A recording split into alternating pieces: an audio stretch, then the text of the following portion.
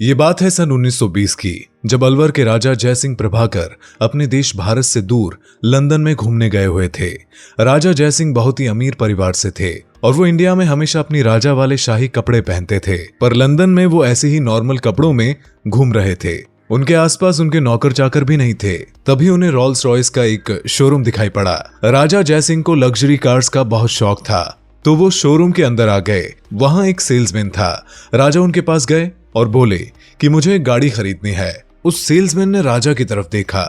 वो राजा के साधारण से कपड़ों को देखकर सोचने लगा कि ये तो कोई गरीब इंडियन है, ये क्या रॉल्स रॉयस खरीदेगा। और उस सेल्समैन ने राजा जयसिंह की इंसल्ट करके उन्हें शोरूम से बाहर निकलवा दिया। इसके बाद उन्होंने फैसला कर लिया कि वो अपने अपमान का बदला रॉल्स रॉयस के अपमान से ही लेंगे।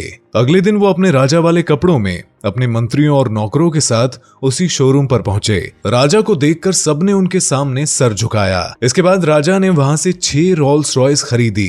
शोरूम वाले बहुत खुश हो गए कि इतनी गाड़ियां बिक गई। जब वो गाड़ियों को भारत लेकर आए तो उन्होंने सारी गाड़ियों को नगर निगम को दे दिया और आदेश दिया कि आज से नगर निगम का सारा कूड़ा कचरा इन्हीं गाड़ियों में भरकर फेंका जाएगा। और अगले दिन से 6 चमचमाती रॉल्स रॉयस की गाड़ियों को कचरा उठाने के काम पर लगा दिया गया।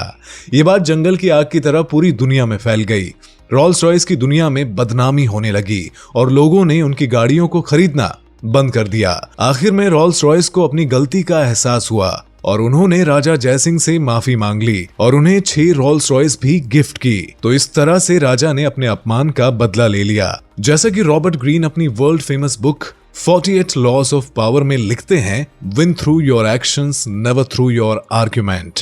48 लॉज ऑफ पावर दुनिया की one of the best self improvement books में शामिल है। तो आज मैं आपको इसी बुक के 6 और ऐसे ही कमाल के लॉज बताऊंगा जो कि दुनिया के बहुत से पॉलिटिशियन और बिजनेसमैन यूज करते हैं ज्यादा पावरफुल बनने के लिए, जिन्हें अगर आप भी फॉलो करते हो तो आप भी ज्यादा पावरफुल बनोगे और लोग आपकी ज्यादा रिस्पेक्ट भी करेंगे। So let's jump to second law. Law number 2, speak less than necessary. Louis 14 जो कि फ्रांस के किंग थे, उनकी एक आदत थी कि जब भी कोई उनके पास बुरी खबर लेकर आता था तो वो बस इतना कहते थे कि आई शैल सी, यानी मैं देखूंगा, और इसके बाद वो बिल्कुल साइलेंटली बैठ जाते थे। उनके सभी मिनिस्टर्स बहुत घबरा जाते थे इस सोच में कि राजा आखिर क्या सोच रहे हैं, वो आखिर क्या करने वाले हैं। और इसी घबराहट में वो मिनिस्टर्स किसी तरह से साइलेंस को तोड़ने के लिए नर्वस होकर कुछ बात करना शुरू कर देते थे और ज्यादा बोलने की वजह से वो बहुत सी वैल्यूएबल इंफॉर्मेशन किंग लुइस को दे दिया करते थे और किंग लुइस बस साइलेंटली उनकी बात सुना करते थे। और बहुत से फिलोसोफर्स इसीलिए उन्हें फ्रांस का आज तक का बेस्ट किंग मानते हैं। अब ये लॉ सिर्फ किंग्स के लिए नहीं है, कोई भी इसको इस्तेमाल कर सकता है। अक्सर मैं देखता हूँ लोग बहुत ज्यादा बात करते हैं, बिना मतलब की चीजों पर बात करते हैं। अगर आप ऐसा करते हो तो आज से ही इस आदत को छोड़ दो, क्योंकि जो लोग ज्यादा बोलते हैं लोग उनके वर्ड्स की वैल्यू नहीं करते, उन्हें हल्के में ले लेते हैं। वहीं अगर आप कम बोलते हो तो लोग आपके वर्ड्स की वैल्यू करते हैं। जब भी आप बोलते हो लोग आपको ध्यान से सुनते हैं। जो एक बार बोल दिया वो वापस नहीं लिया जा सकता। इसलिए जब आप कम बोलते हो तो आपके कुछ गलत बोलने के चांसेस भी कम हो जाते हैं। कम बोलने वाले लोग ज्यादा इंटरेस्टिंग और मिस्टीरियस भी लगते हैं, क्योंकि लोग उनके बारे में ज्यादा जानना चाहते हैं, पर वो अपने बारे में ज्यादा बात ही नहीं करते।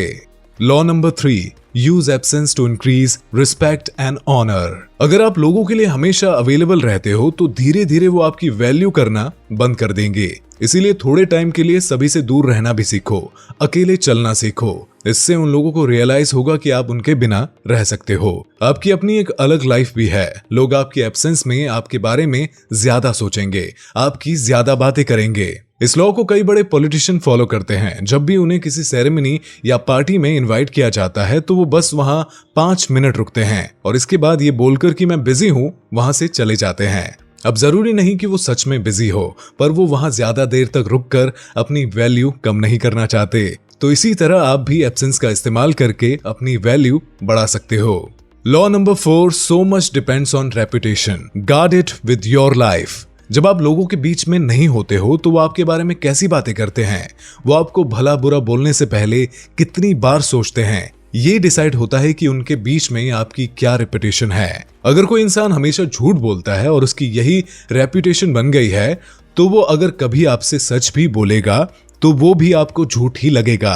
अगर कोई इंसान हमेशा सीरियस रहता है तो वो अगर कभी मजाक करेगा तो भी आपको लगेगा कि वो कुछ सीरियस बात ही करना चाह रहा है, क्योंकि उसकी रेपुटेशन ही एक सीरियस पर्सन की है। ऐसे ही चाइना में एक जनरल रहा करता था। वो पूरी कंट्री में अपने तेज दिमाग और कूटनीति के लिए फेमस था। तो एक बार उसकी आर्मी किसी रिवॉल्ट को खत्म करने के लिए सिटी से बाहर गई हुई थी और ये बात उस जनरल के एक दुश्मन को पता चल गई और वो बड़ी आर्मी के साथ उस जनरल की सिटी पर अटैक करने के लिए निकल पड़ा। जब जनरल को ये बात पता चली तो उसने अपनी बची कुची आर्मी को कहा कि सिटी के मेन गेट को खोल दो, हमारे सारे फ्लैग्स को उतरवा दो और सभी लोग सिटी में कहीं छुप जाओ। और इतना कहकर वो जनरल अपनी आर्मी की ड्रेस उतार कर एक साधु के कपड़े पहनकर सिटी के मेन गेट के ऊपर बनी दीवार पर जाकर बैठ गया और बांसुरी बजाने लगा। जब उसका दुश्मन अपनी बड़ी आर्मी के साथ उस जनरल की सिटी के पास पहुंचा तो उसने देखा कि जनरल तो गेट के ऊपर बैठा है और इसके चेहरे पर तो कोई घबराहट ही नहीं है। तो उसने अपनी आर्मी को रुकने को कहा। जनरल का दुश्मन सोचने लगा कि मैंने इस जनरल की बहुत कहानियां सुनी है, ये जनरल बहुत ही शातिर है और जरूर ही इसके इस अजीब बर्ताव के पीछे इसकी कोई चाल है। क्या सच में इसकी आर्मी सिटी में नहीं है? और इन्हीं डाउट्स में आकर चाइनीज जनरल का वो दुश्मन अपनी आर्मी को लेकर वहां से वापस लौट गया। उस जनरल के पास कोई भी आर्मी नहीं थी, कोई भी वेपन नहीं था, पर उसके पास थी एक स्ट्रॉन्ग रेपुटेशन जिसने उसे न सिर्फ बचाया पर बिना लड़े जीत भी दिला दी। इसीलिए अपनी एक स्ट्रॉन्ग रेपुटेशन बनाओ और उस रेपुटेशन को प्रोटेक्ट भी करो। Law number 5, act like a king to be treated like one. आपका एटीट्यूड ही सब कुछ होता है। अगर आप लोगों के सामने वीक पर्सन की तरह एक्ट करोगे तो लोग भी आपको वीक पर्सन की तरह ही ट्रीट करेंगे।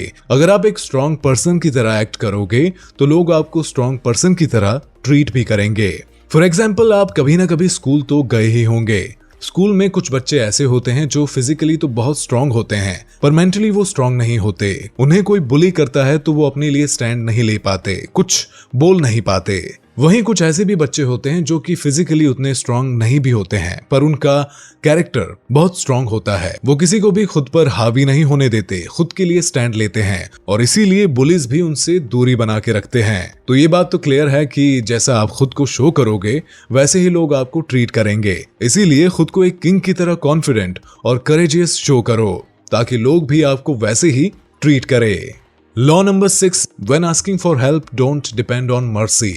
देखो, आप मानो या ना मानो पर यह बात बिल्कुल सच है कि आप चाहे लोगों की कितनी भी मदद कर लो, लोग आपकी मदद को याद नहीं रखते क्योंकि समय के साथ इंसान पास्ट को भूलता जाता है। ऐसे में अगर आप लोगों की बहुत मदद करते हो और सोचते हो कि इसके बदले में लोग आपकी मदद करेंगे तो ऐसा नहीं है।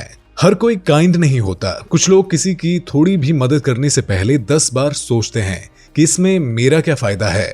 ऐसे में आपको दूसरों से अपना काम कैसे निकलवाना है ये आना चाहिए। रॉबर्ट कहते हैं कि अगर आपको किसी से मदद चाहिए तो आपकी मदद करने से उसका क्या फायदा होगा ये आपको उसे बताना पड़ेगा। फॉर एग्जाम्पल, अगर आपको अपना एक असाइनमेंट पूरा करना है पर आपको समझ नहीं आ रहा कि आप उसको कैसे करोगे तो आप सोचते हो कि क्यों ना किसी की हेल्प से असाइनमेंट पूरा किया जाए। तो आप अपने एक इंटेलिजेंट फ्रेंड से हेल्प मांगने के बारे में सोचते हो। अब अगर आप उसे फोन करके ये बोलोगे कि भाई मेरा असाइनमेंट पूरा कर दे तो हाई चांसेस है कि वो मना कर देगा।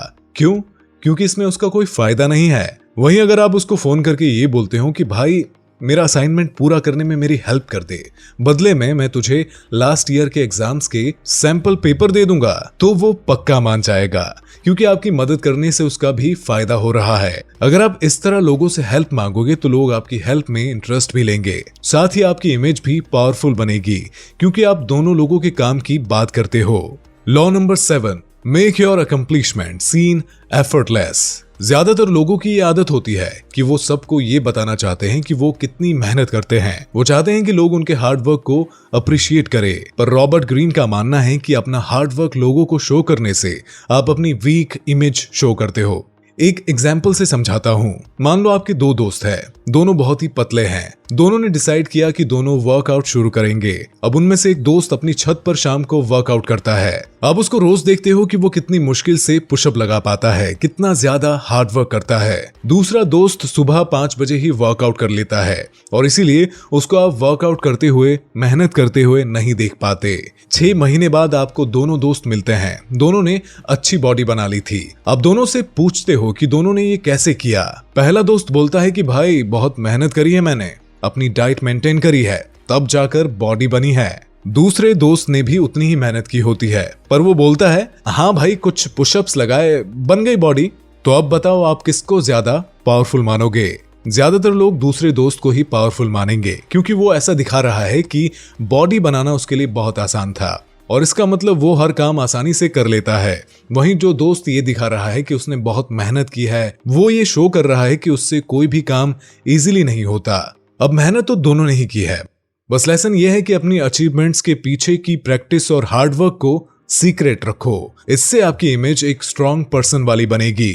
तो ये थे 48 लॉज ऑफ पावर बुक के 7 लॉज। अगर आपको बाकी लॉज पर भी वीडियो चाहिए तो कमेंट करो। वीडियो अच्छी लगी हो तो लाइक, शेयर एंड सब्सक्राइब करना मत भूलिएगा। और इसी तरह के लाइव लेसन्स और बुक समरीज के साथ मिलता हूं नेक्स्ट वीडियो में।